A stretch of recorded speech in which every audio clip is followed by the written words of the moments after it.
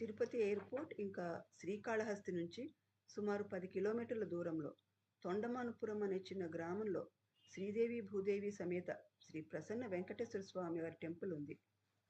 ఈ టెంపుల్ ఒక ఇంపార్టెన్స్ ఏంటంటే, ఇక్కడ ఈ ఒక్క టెంపుల్‌లోనే మాత్రం స్వామివారు మనకి కూర్చొని దర్శనమిస్తారు.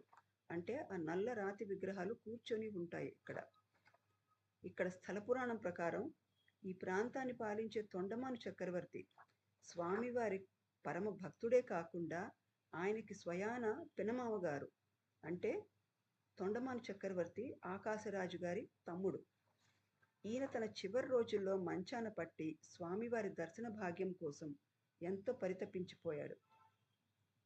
అప్పుడు భక్త సులభుడైన స్వామివారు 7 కొండలు దిగి వచ్చి తన భక్తుడి కోసము, ఆయన సులువుగా తన్ని దర్శించుకోవడం కోసము